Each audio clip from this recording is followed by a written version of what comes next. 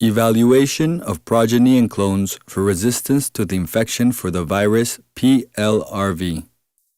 The evaluation of progenies for resistance to infection by potato leaf roll virus begins with the raising of vectors in plants of Chinese cabbage.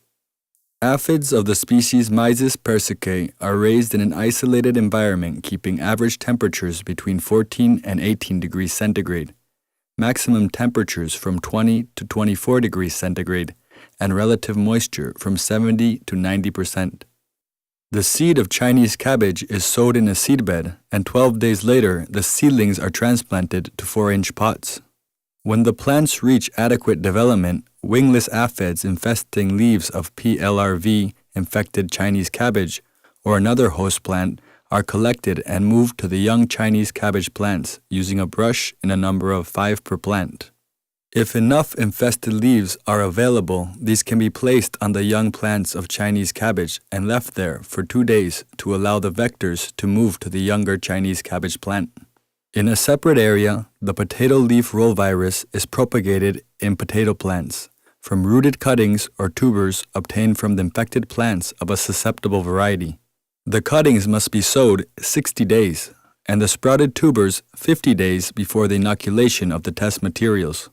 When the plants are small, they must be checked using an ELISA test to discard the presence of other viruses and confirm the infection by PLRV.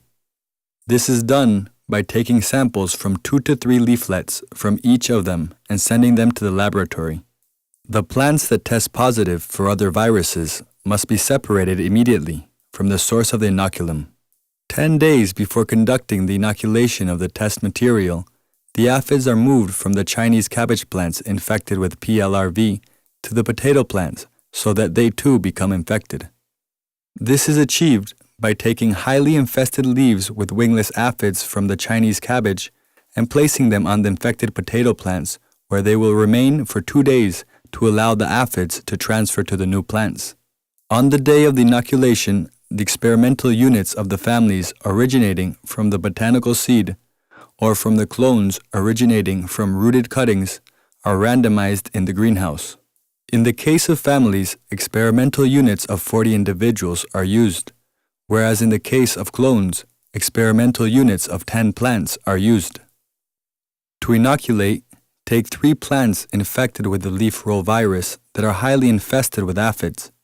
Harvest their foliage while simultaneously shaking each one of them uniformly on the tray containing the plants to be inoculated. At 48 hours, the number of aphids per plant are counted in a sample of 5 trays chosen at random. The average number of aphids per plant in the 5 trays will give us an idea of the level of infestation, which in turn affects the pressure of infection.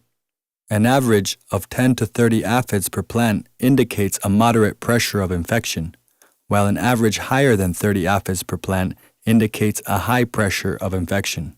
8 days after the inoculation, a contact pesticide such as Pyrimor to 0.2% is applied to eliminate the aphids. 2 days later, the plants are transplanted to 4-inch pots, keeping their original design. 25 days after the inoculation, the evaluation of symptoms and the count of symptomatic plants in the experimental unit is carried out. The symptoms of plants that are inoculated very young, as in this case, resemble those of plants with secondary infection. The susceptible control must show symptoms at least in 8 of the 10 plants inoculated within the experimental units, thus confirming the reliability of the experiments.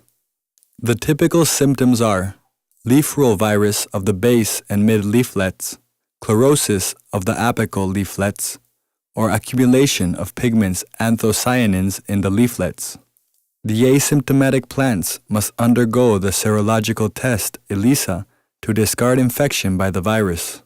Next, we show experimental units of 3 genotypes, 2 symptomatic and 1 healthy.